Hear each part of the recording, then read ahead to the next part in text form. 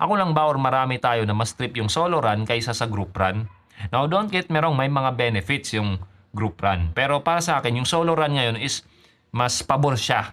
Kasi, number one, structured yung training ko. Gaya ng binahagi ko, yung tumatakbo ako 7 beses sa isang linggo. 3 doon, quality workout, yung intervals ko. Tapos in between nun, easy run. Tapos isang long run, easy pa rin. Now, yung easy run ko, zone 1 lang, tapos run, walk, run, or jeffing. So, hindi talaga makaka-relate yung ibang tao or mostly ng ibang runners kasi most of the time, syempre, yung mga easy run nila, tuloy-tuloy. Ako, run, walk, run. Tapos zone 1 pa, mabagal lang, around 7 to 8 kilometers or minutes per kilometer. So, ganun. Hindi sila makaka-relate. So, gusto ko kontrolado ko yung pace at effort ko sa mga takbo ko. Pangalawa, nakaka-build siya ng mental toughness. Kasi wala akong kausap.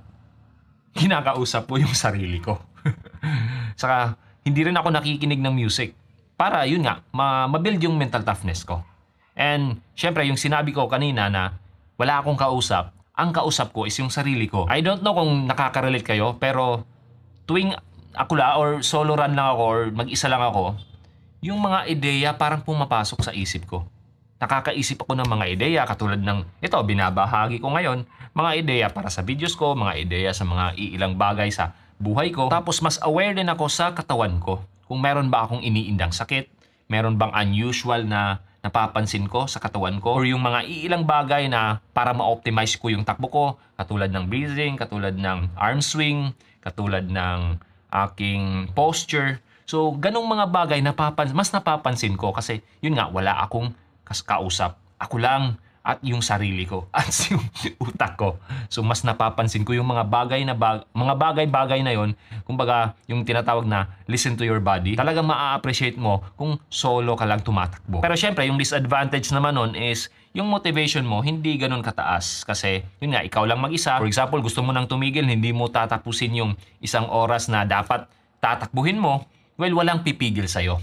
Wala kang accountability sa ibang tao. Pero syempre, pag nalampasan mo naman yung ganong bagay, syempre, plus points yon para sa disiplina at mental toughness mo. Now, pagdating sa group run, syempre, mas mataas yung motivation mo at saka yung accountability andun. So, hindi ka basta-bastang titigil. Saka, yun nga, motivated ka kasi meron kang mga kasama.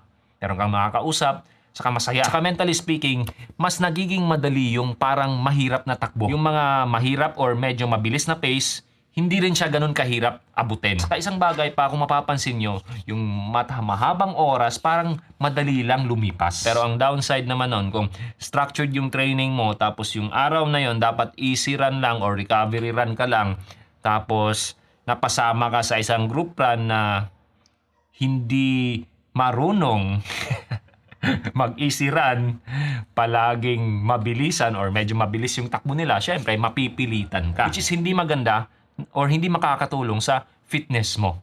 Kasi magiging unnecessary yung fatigue mo or mag-a-accumulate ka ng fatigue instead na makarecover ka. Anyways, hindi ko naman sinasabi na hindi ako nag-group run kasi sumasama din ako sa group run.